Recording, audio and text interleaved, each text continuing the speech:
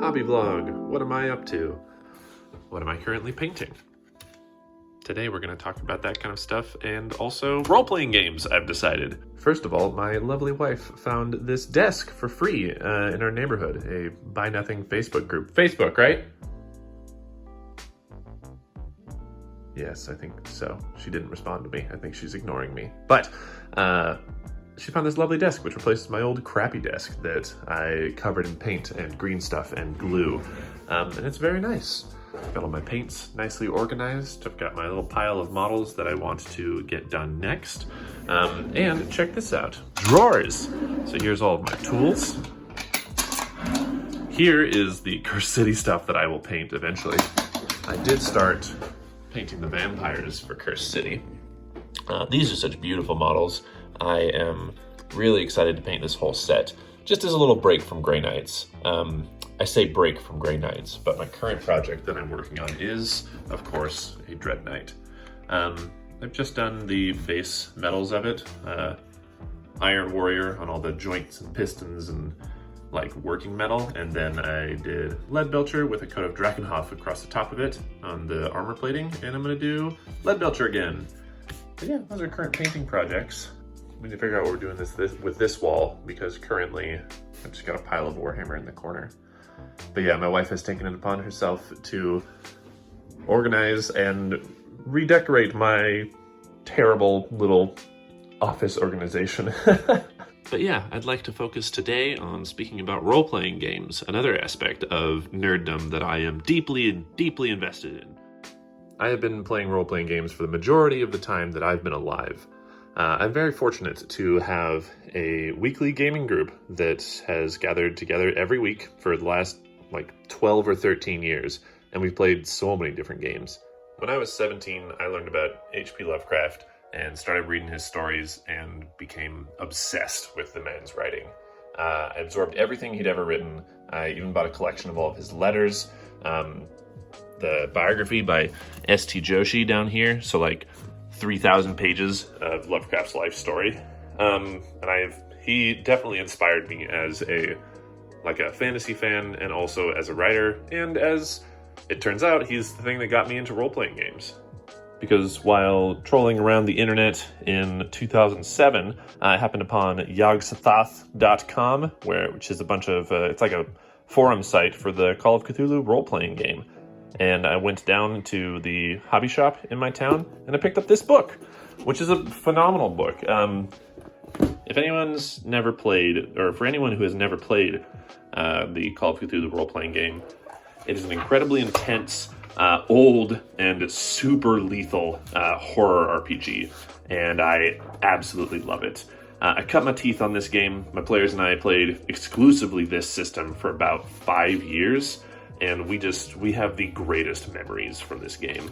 It is also worth mentioning that I have been almost exclusively my group's GM for the past 12 years in our role-playing group, so I know a lot of what I'm talking about when I talk about RPGs. And yeah, Call of Cthulhu is where I really learned to, through trial and fire, become a good game master, a good storyteller, and a good presenter to a small group of people who are looking to have a good time in Imagination Land. Most people start their RPG journey with Dungeons & Dragons. It's incredibly popular, so I understand why. But I feel very fortunate that this is the game that I got introduced to this whole hobby in, because its obscene lethality makes it so that players are forced to lean on narrative and character development and really leveraging every tiny thing they have in order to overcome the adventure. Not even survive, but just to overcome whatever dark cosmic horror is threatening the world. Just for an example of its lethality, let's look at classic old Cthulhu. Initially, way back when, in 87 or whenever this game was made, Sandy Peterson initially had no stats for any of the great old ones or the elder gods, the outer gods in this game. But because Dungeons & Dragons was popular at the time, the publisher was like, you need to make stats for all of the various boss monsters in this world. So Cthulhu himself, you'll notice his attack has, here it is. Each round, 1d3 investigators, which is what you call the players in this game, are scooped up in Cthulhu's flabby claws to die horribly. So sure, he has stats, but Cthulhu kills 1d3 player characters per round and also has an armor of 21 points. And nothing's getting through that. That won't mean much to people who haven't played this game, but he's literally impossible to fight. So the stats are almost superfluous for the Outer Gods. But I feel really fortunate to have learned on this game because a lot of modern RPGs, not even modern RPGs, D&D in particular, Pathfinder and things like that, lean heavily on the whole heroic fantasy, like, what's the word? Like, self-insertive, heroic fiction, escapism. There's a specific word for that. But this game definitely just told you are nothing in the world. The universe will consume you and spit you out, so you'd best do your best to survive despite that. Again, when literally the entire universe is against you. I wonder if that might be part of where my interest in Grey Knights came from. But beyond Call of Cthulhu, my group and I, we've played a lot of RPGs over the years. This isn't all of them. This is just a small sampling of what we played. Whatever I've got on my Warhammer shelf downstairs is what this is. But we moved in through Pathfinder. We played some custom systems using BRP, which is Call of Cthulhu's system. Remember we played a Mass Effect game for quite a while there. But eventually, being the huge Star Wars fan that I am, we stumbled upon Edge of the Empire back in like 2014, I think.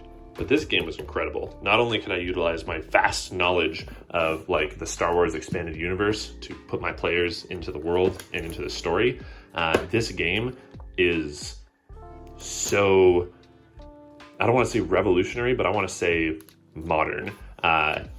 It isn't the binary pass-fail system that Call of Cthulhu and Dungeons & Dragons and Pathfinder have.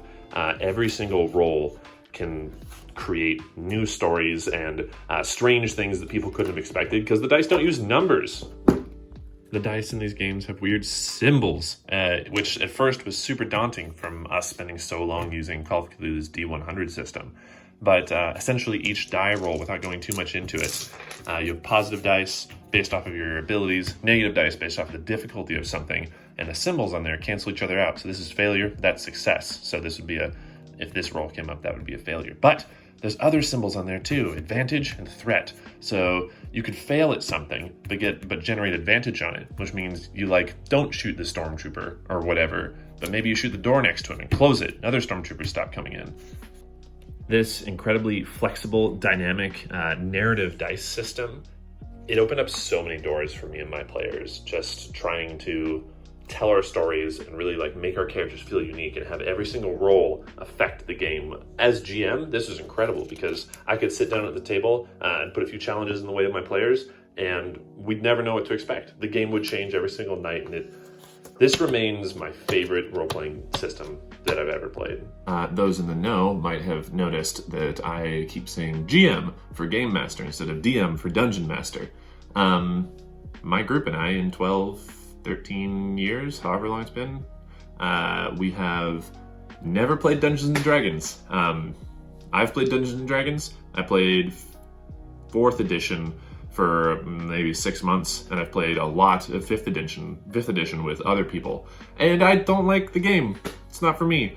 It feels overly complicated at points and overly simplified at others.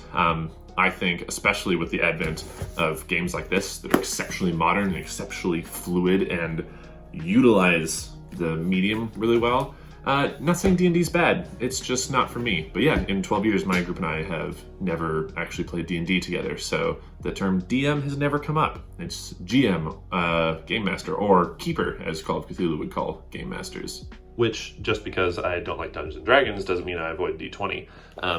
I play a lot of Pathfinder 2, which is an incredible system. I'm big fan of this one. I think it does a lot of stuff that D&D doesn't do. It offers a lot of really, really complex, super tactical combat, if that makes sense. It knows what it is. It knows that you sit down with some D20s and some grids and you are looking to have an intense, nitty-gritty tactical battle simulation, and it knows what it is and it revels in that. D&D suffers from a bit of an identity crisis, I think. But yeah, we've been playing Pathfinder recently for the last couple of years. We've been playing Genesis a lot still, and we've been playing this beauty right here, Forbidden Lands, which is in the running for one of the best RPGs in the entire world, in my opinion. It is a game that is focused instead of on campaigns or grand, like epic fantasy stories. It just gives you a big map of its world, all full of little hexes, and tells you what's in it, and tells you what the different types of terrain and the different city markers and everything that you can put in there are, and gives you a bunch of tables. Let's see if I can find them. It gives you a bunch of tables that help you decide what happens whenever your players move from a forest to a desert, or into a small village, or need to cross a river, or stumble into a harpy's lair, or need to survive, they need to hunt, they need to forage, they need to find their way through lands. Basically, it's another style of thing where I have to do very little prep for the game. I sit down, ask my players what they want to do, and they say they're traveling from this town that they discovered, trying to get to this cave in the mountains. And so I just figure it out along the way based off all these random tables and things that I want them to experience and what my players choose to engage in, and we get an adventure just from them moving to there. This game is the easiest game I've ever played to run, which sounds kind of silly. I love complex games. A well-balanced Pathfinder encounter is a lot of fun, but I'm an adult, and all my friends are adults, and it's getting harder and harder for us to find a single time in the week when 6 people can get together in the real world.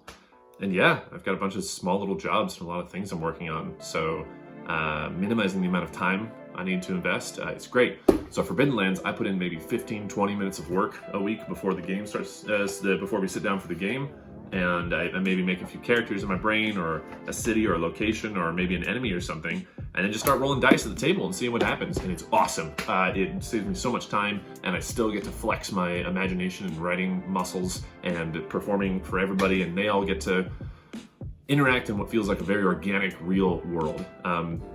Forbidden Lands is an excellent game. That's my current obsession as far as RPGs go, and I strongly recommend it. And yeah, on top of Warhammer, RPGs are my huge nerd passion. Oh, speaking of Warhammer, downloaded this maybe a couple of years ago. It is Dark Heresy, except it is hacked to work with the Star Wars system. The game that I was just talking about here, Edge of the Empire, using those dice, all the fancy symbols and stuff. I think someday we're going to run through a campaign of this, but the rest of my play group's not super invested in Warhammer as much as I am.